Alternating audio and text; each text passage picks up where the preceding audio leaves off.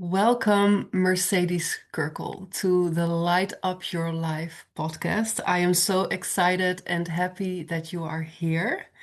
I would like to start with sharing a little bit about our background, how we got to know each other, because about 11 years ago, I had an experience. I started looking online to find some explanation, and I found you. I found your work and your books.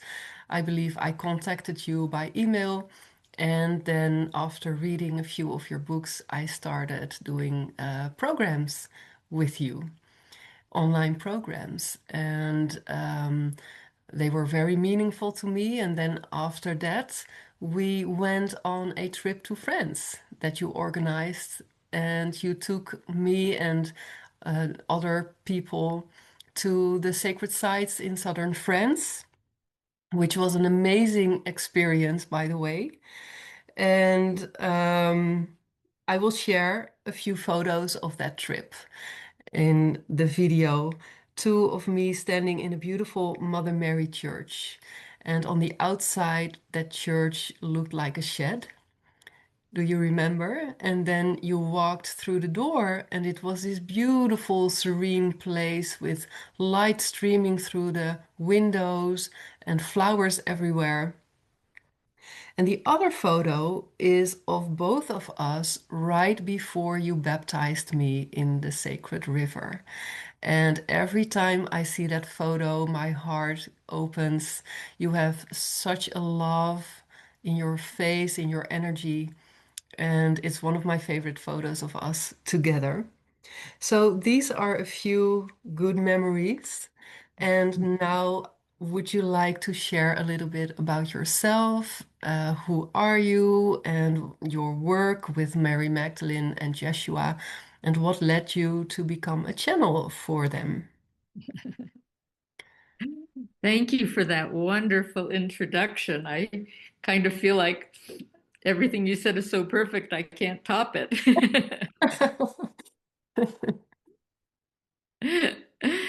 But I can explain a little bit more about who I am, what I do. I am a channel for Mary Magdalene and Yeshua. Yeshua is the Aramaic name for Jesus, and Mhm, it's what Mary Magdalene always calls him because that's the language they spoke mhm, 2,000 years ago. So it's what I always call him also. And feel tremendously blessed to channel these very high beings who have brought through not only communications, but a very specific teaching mhm, for what we humans need at this moment in time to grow into our next level. mhm, And it started with Mary Magdalene talking about um, realizing the fullness of the feminine, mhm, which she said so many of us need because we have lived in such a patriarchal culture, and mhm, that even women have tended to be cut off from much of their feminine sources. mhm. And then it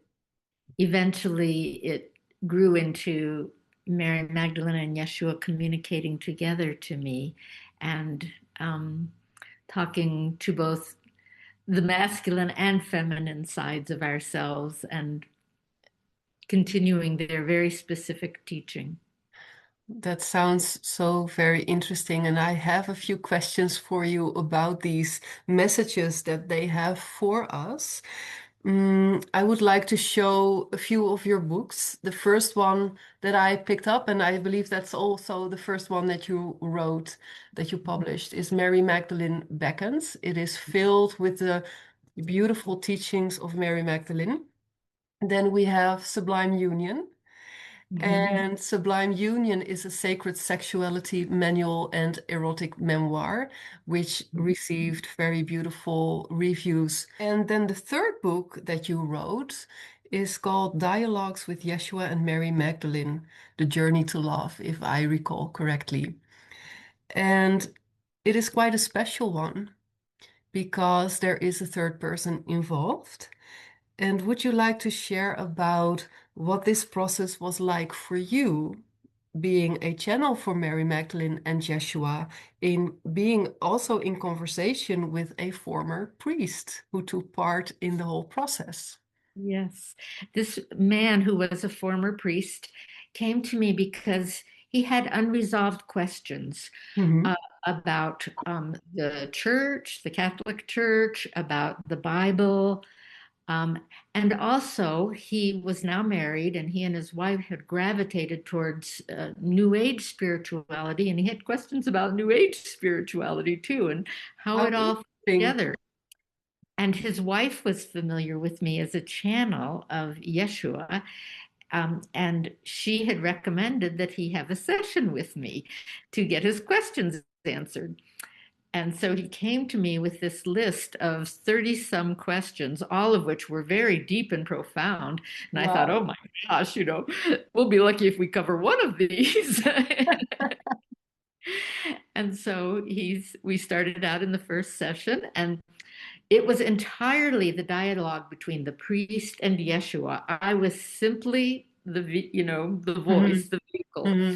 but I was not involved in this process at all. Um, but I did get to witness the whole thing. And so he started out asking his questions. Yeshua was so respectful and so welcoming of him and really acknowledged that these were excellent questions and that many people shared these same questions. Hmm. And he said he would be happy to answer these questions. It would take more than one session.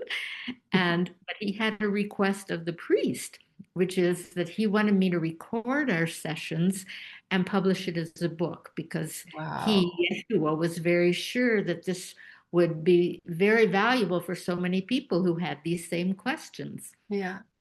So the priest considered it for quite a few months, actually, and decided yes, he would. And he was open to that. And we began. And it turned out to be, I think, 23 sessions, something like that. Wow. Yeah, that happened over the course of about a year and a half. Um, and the priest, the first couple of sessions, he brought his questions and Yeshua responded. But each time, after he responded to his questions for a period of time, he would shift it to, and what's going on with you? How are you doing? And making it personal about the priest. And very shortly after a few sessions, the priest realized that what Yeshua was bringing to him about how he was doing and his personal journey and his Hmm. spirituality was much more interesting than the questions that he was bringing. And he dropped the questions and it just began to focus on what was going on with the priest. Oh, I And love this. and it became uh, very clearly to me a, a process where Yeshua he was stuck at a certain point, a certain Hmm. place in his, you know, Hmm. spiritual life. And it had to do with opening his heart Hmm. and shifting out of his head and into his heart. And Yeshua was guiding him very, very personally, lovingly, and so insightfully in helping him for what he needed to open his heart. And um, I won't give the ending, but it's a wonderful journey and a great story. It reads like a novel, but it was Hmm. really exactly as it happened. It sounds amazing. And it must have been a beautiful process for you as well to witness this. And what was interesting is that the priest, the former priest, um, he had a lot of insecurity and Mhm. he wasn't sure. He had a lot of self-doubt that he was doing it right. And he was very concerned that he was going to let Yeshua down, that he Mhm. wasn't going to be able to make what he thought was the breakthrough that Yeshua was trying to help Mhm. him to make. I had no such concerns. I felt so confident the whole time and just loved the process. So my experience was very different from the priest's experience. Mhm. But it's also very relatable, I think, this insecurity. I noticed that a lot of people around me who are trying to connect with God or with the angels or with spirit guides or teachers, that they share this same insecurity. Am I doing it right? And there, I believe there has been a lot of underlying hurt or wounds about our connection with the divine. Yes, yes. Whereas for me, I felt like from the moment we started, Yeshua wouldn't have agreed to work with him if he wasn't the perfect person to be Mhm, working. mhm, And so it was very clear for me. But yes, I agree that this is something that many people share. mhm. And Mary, Magdalene, and Yeshua, they teach a lot about balancing the masculine and the feminine. What do they say is our biggest challenge in this time as humanity? Yeah. Mary Magdalene has talked about this extensively. But before I go there, I want to say that she said that there's a three-step process that they're trying to support for all of us in going through. And it has to do with first coming into balance. But Mm-hmm, that's just step one, balance between the masculine and feminine. And mm-hmm, because most of us are so out of balance with being very strong in our masculine and not as fully developed as we need in the feminine. But she said that the second step after coming into balance is coming into harmony, which is a different thing, mm-hmm. harmonizing the masculine and feminine. And the third step is union, uniting the masculine and feminine. Ooh, I love that. So it's a very clear progression that they're talking about. And for most of us, we need to start at the balancing phase. Yes, yes. And so she said that to do this, it's not about trying to tamp down the masculine. It's great that we're strong in the masculine. We just need to become equally strong in the feminine. Mhm, And she said the feminine has three foundations in our being. And when those are strong, it allows us to take our seat in our heart, and that our heart is the throne of the feminine. And so these three foundational domains are our relationship to our body and really the physical mhm, altogether. mhm, The second is our relationship to energy, and specifically as a part of that, our sexual energy and our mhm, sexuality. mhm, Third is our relationship to emotions. mhm, He said when those three arenas are strong, then we can make that transition into being stably residing in our heart. mhm, Most of us have experiences of being in our heart when we're in love or something wonderful happens, but it's not necessarily our default position. For mhm, most of us, we still tend to live in our head. And mhm, if you think about your identity, if you think about me, where do I reside? Most of it is up here. We're in our mhm, And so this is a big transition residing into our heart. So, of those three arenas, Mary Magdalene was absolutely clear that the one that could make the biggest difference for most of us is coming into fullness relative to our emotions. mhm. And she said, most of us don't have a problem with the joyful emotions. We're fine with that. It's the painful emotions that we struggle with. Yeah. But she said the emotions are actually avenues to unite with God, to Mhm, be connected to God. It's like our bridge to God mhm, very directly. But especially with painful emotions, most of us have learned to try to stay away from that. We're afraid mhm, of it. And mhm, we avoid our painful emotions rather than understanding how to make use of them, that they are signposts, they're messages that tell us that we've gotten disconnected in a particular way from God, and they can help us to get reconnected in exactly the way we need mhm. if we understand how to make use of them. And this is, if I remember correctly, this is the Magdalene Heart Path. Yes. Yes. And that And was actually the fourth book. I used to teach this. What started out as, well, it's in the very first book, Mary Magdalene Beckons. It's the core of what she's teaching. mhm, She presents many things, but the biggest thing that she's talking about is this emotional shift because she feels like that's what we need the most. mhm, After that book came out and I started working with people, especially in private sessions, people came to me and they said, "Oh, this book changed my life. It's incredible. I love it."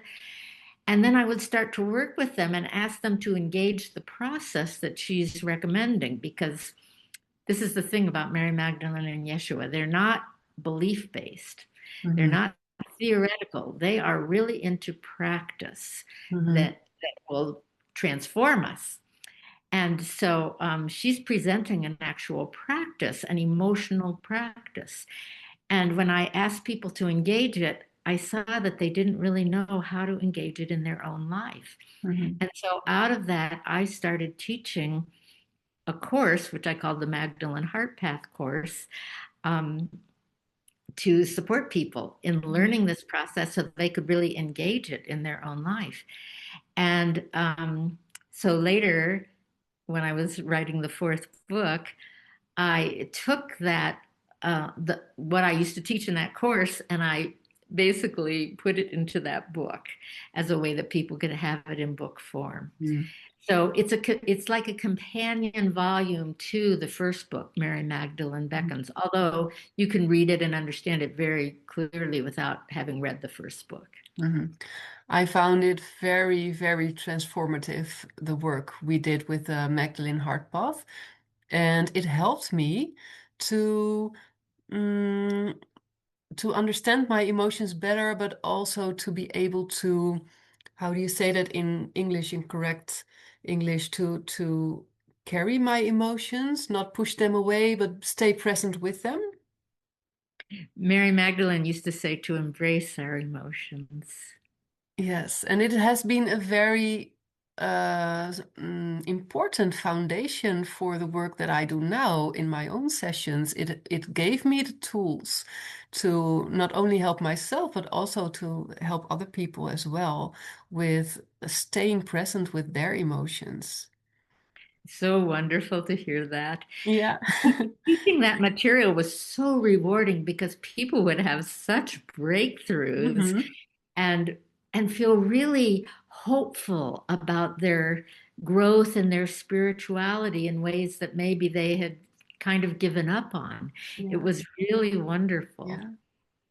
Yeah. I love to hear that there is also a book about it so people can read and do it in their own pace. Yes, and now I have a video course also, which goes along with the book. And Oh, so that's I'm not teaching the course anymore, but the video course is actually a recording of a live course that I taught, and then it goes along with the book. that's amazing. Thank you for sharing. What is the biggest thing that you learned personally from all these teachings of Yeshua and Mary Magdalene? Hmm. Oh, there's so many. Pick one. Personally. Well, to me, it's all contributing to living in my heart and being in my heart. Mhm, And I practice the Magdalene Heart Path in my own life very regularly. Um, and over the years, I believe I've gotten stronger in, first of all, knowing what it is to be in my heart and realizing that it's a choice. I can do that, you mhm, know. And then I have these supports like the Magdalene Heart Path if I'm struggling in any particular mhm, moment to do that. But, and so it's become kind of very simple in a way. mhm, Um, that it's about this process of again and again returning me to my heart and sustaining my ability to live from that place. Hmm. That's beautiful. Yeah. And the other thing that's personal to me is that I was not raised as a Christian. My family was Jewish, but they were what I would call nominally Jewish. They weren't Hmm. really, it wasn't really a part of their life as far as I could see. If it was part of my parents' life, it was very, private to them, something on Hmm. the side that they were raised with. But I didn't see it externally or in our family life. And but spirituality was always very important to me. I was very, very drawn to it from quite a young age. Hmm. But it wasn't specifically to, Yeshua, Jesus, or anyone else involved with, connected to Christianity. Now I would say that Christianity was connected to them, but um, so I had a very different path for most of my life. I was with a guru for 17 years and then with another teacher for 2 years and went through a very, very classical awakening process. Hmm. And then I started opening to channeling, which was a great surprise to me. I never expected that. Um, and eventually, first the goddess Isis came to me, and then eventually Mary Magdalene came to me. Because I didn't have a Christian upbringing, um, I didn't have a particular relationship to any of these beings. Hmm. And that grew, very quickly. It grew with Mary Magdalene.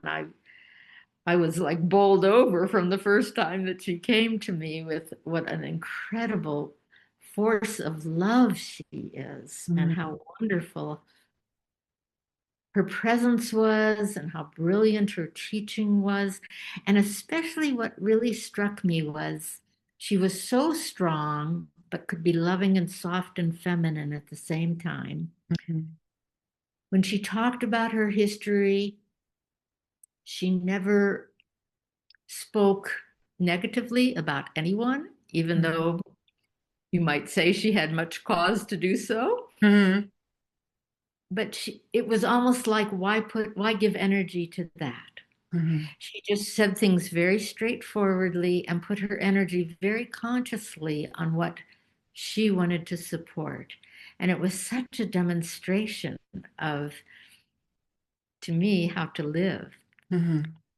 And then when Yeshua joined her and they started coming to me together, I just fell so deeply in love with Yeshua. And to this day, I'm in love with both of them, but especially Yeshua. And I never in a million years thought that would be my path. So how do you experience his energy? What does it feel like to you? First and foremost, it's consciousness. I Hmm. feel a sense of great consciousness, which is meaningful to me. I don't know if that is meaningful to others to say Hmm. that. And it's connected to a sense of light. So there's this consciousness of light about him. And then what comes with that is again brilliance, extreme love and compassion. Also humor. He's very funny. um, but what I associate with him the most is the consciousness and the light. Hmm. Well, that's so nice to hear. And at moments when I have felt this connection with him, I also felt this extreme friendliness. And just like what you described in his contact with the former priest, this extreme compassion, kindness, friendliness. Kindness and Mhm. total acceptance. Yeah, Yeah. yeah. What I am curious about, you have been receiving these books and these teachings for some time now. How has your own understanding of the teachings evolved? Well, when I first put out the first book, I thought it would change the whole world. I was very naive. I was so excited about this material, Mhm. and I felt like what had happened was a miracle. It was like, these miracles we hear about, like Mary Mag or Mother Mary appearing at Lourdes or something Mhm. like that. And that didn't happen, and it was kind of disappointing for me. Um, and And yet, Mary Magdalene, early on, when I was feeling kind of discouraged, and then I put out a book, and I was very new to the whole process of publishing a book and what was involved. And after I put it out, I started learning about marketing and realizing I didn't have any money for any of this, and I was just doing this on my own. Mhm. And I was like, oh, and it was some of that feeling I think that the priest experienced, I experienced in relationship to Mary Magdalene. Oh, I'm letting her down, I can't Mhm. support this teaching the way it deserves. And she said to me, "Don't worry. This isn't going to happen that way. This is going to happen another way." And the amazing thing is that the books, after 15 years, the books are still selling and, maintaining, and that by and large, people have been very, they've received wonderful reviews and wonderful feedback. Um, so I have gotten more humbled Mhm. by, that this process has nothing to do with me, that it has a life of its own, and I'm just doing everything I can to support it. And it's my service, I think you might call it my mission. Mhm. And I have given everything I can know how to do to further this and to make it available to people. And I've gotten more trusting in the process Mhm. that you know, the people who need this will find it, and I think it what I've is. done is enough. Yes, and I think it is changing the world. It is changing the world because you taught me, and I am teaching many others, and other people are reading the books and they are spreading the word and telling others about it. So I think it is changing the world. I hope so. That would be so wonderful. Yeah. So So, And I just want to clarify, just in case someone's not clear about this who's listening, mhm, that this teaching is not aligned, it's not specific to any particular religion, mhm, and yeah. especially Christianity. Mhm, It's universal. Someone could, make use of this regardless of what they consider their path or what, religion or group they're affiliated with. It does, I think, challenge some of the Christian beliefs, such as it, right from the first book, Mary Magdalene put out that she and Yeshua came together as equals and co-teachers, and that mhm, they were in sacred relationship with each other. And that definitely is not the conventional point of view in Christianity. And so I think if some people have that orientation, that can be challenging.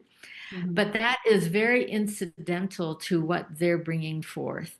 And as a matter of fact, Mary Magdalene, in her work with me, and Mary Magdalene and Yeshua both in their teaching, they don't want to focus on themselves. They want to mhm, focus on us and mhm, how they can help us and help humanity altogether to grow. And to me, that's very aligned to what we understand about them as much as we do from the Bible, which is mhm, really our only source. Um, but, they weren't talking about themselves back then either. And I think you have to be very discerning when you read the Bible, because I think much of what's reported in the Bible or ascribed to them was added later. It wasn't mhm. original. Yeah. But from what I read and what I see, I think they're the same. They weren't talking about themselves, they were talking about us, and that was their Mhm. great focus. Yes, they were teachers helping us to evolve. Exactly. Yeah. Exactly. And there are already 6 books available. And I am very curious, is there maybe a new book coming? There absolutely is, and it actually will be out very soon. Um, Really?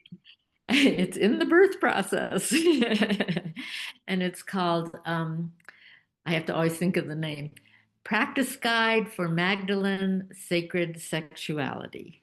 Wow. And this is a continuation of the second book. The Hmm. first book, Mary Magdalene was introducing her overall teaching about strengthening the feminine, but especially focusing on the emotional aspect.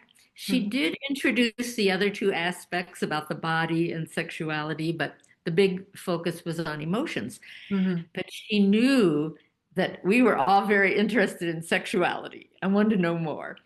And partly she let me know that it was very intentional that she didn't focus on that in the first book because she thought if she started there, nobody would read any further and wouldn't get to emotions. So she started with emotions, which is less attractive to many people. So she followed that up with a book about sexuality, and that's the book you Yeah. showed, Sublime Yeah. Union. And Yeah. that's really my story of Mary guiding my partner and me in her practice of sacred sexuality. And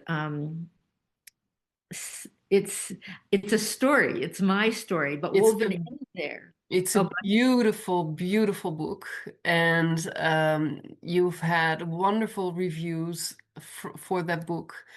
Um, so yeah, I really advise people if you are into this kind of material to read it because it's not only very informative, it's also very enjoyable and a very good read. So the new practice book is building on the book Sublime Union. right, Okay. right. Woven in with my story are the practices that Mary Magdalene was giving us. But again, when I started working with people after the book came out, and people came to me wanting to learn those practices, but it wasn't so easy to follow it in the format that it was given in the book. Hmm. So this book is just taking those practices and it's really guiding people step by step how they can engage Mary's sacred sexuality process in their own life. Hmm. And before I ever was channeling Mary and Yeshua, I actually was teaching sacred sexuality. So I have supplemented a little bit with some of the things that I was teaching Hmm. because I was aware that in her guiding me and my partner, there were certain things she didn't include because she knew that we already knew them. We didn't need that. Yeah. And so I sort of fill in a few what I see as gaps so that it's really a continuous process for people, starting with the very fundamentals all the way through to very advanced practices. And it's really a workbook style. It has 23 beautiful, tasteful illustrations and step by step, instructions. And I'm hoping that this too will really support people in growing in that area in their life. That's wonderful, and I'm really looking forward to it. So let me know when it is out. If you are up to it, would you like to take us into a little practical process of connecting with the feminine and something that you received from Mary Magdalene that can help us to connect more to our own inner divine feminine? Yes, I would love to. And this is actually a practice that's one of the foundational practices in the new book, the Mhm. Practice Guide for Magdalene Sacred Sexuality. Um, and I would love to do that. It's very simple. One of the early stages of learning the foundations for sacred sexuality is working with our chakras, our energy, 7 energy centers in the body. And specifically, in this one, we're working with the fourth energy center, which is our heart chakra. And the second energy center, which is associated with um, the sometimes called the sacral chakra. It's associated with our sexuality and our sexual energy. It's also associated with emotions. Both of those are connected to the second chakra.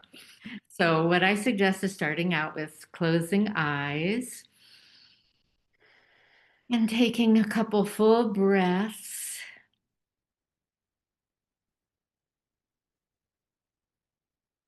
And then tuning into your heart. And I suggest placing your hands over your heart to help you in being very aware of your heart and still making use of the breath, breathing to and from your heart.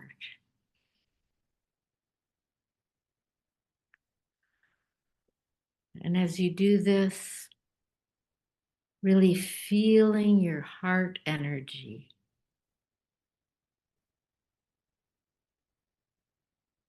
If you're a visual person, the color associated with the heart chakra is green. And so you may want to visualize a green light around your heart.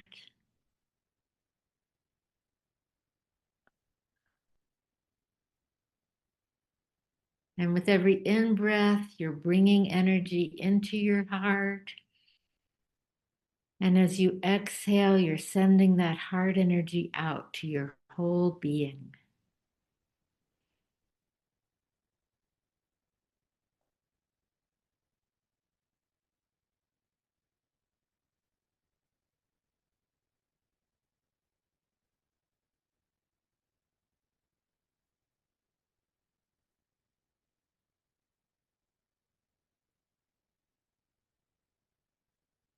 And now I suggest shifting your focus to your second chakra. And again, placing your hands over your second chakra. So that's kind of like the base of your belly. And now breathing into your second chakra. With every in breath, bringing energy into your second chakra. And with every out breath, sending that energy out to your whole self.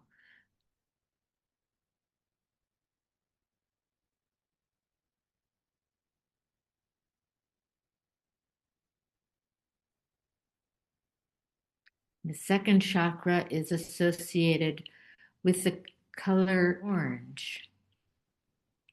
So if you're a visual person, you can also imagine orange light around the second chakra.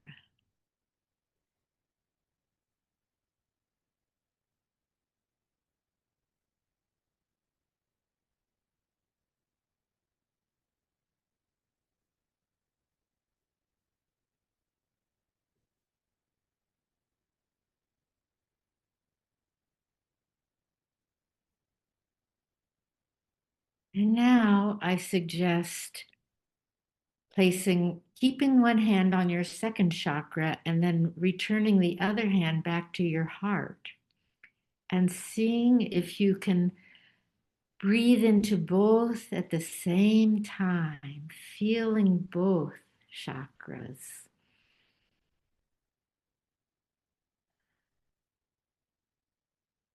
And feeling the connection between your heart and your sacral chakra.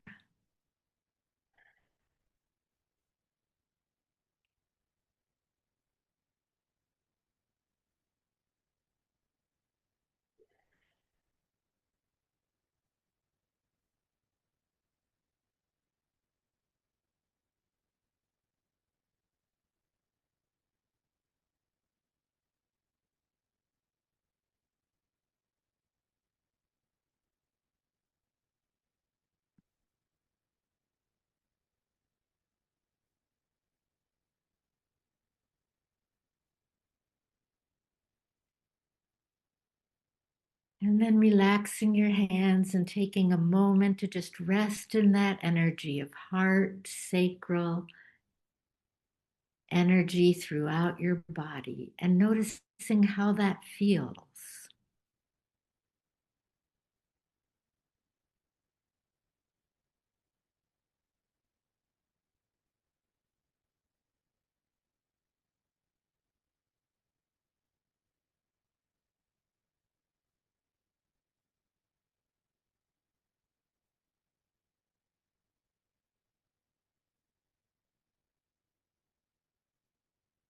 And then gently reopening your eyes, coming back into the space of the room. Wow, I needed that. Me too. Oh, the energy shift is instant. It's amazing. And along with so many of us tending to live in our heads, we tend to hold our energy and even our breath, we hold very high. Most of us breathe Mhm. very shallowly, just to the top of our chest.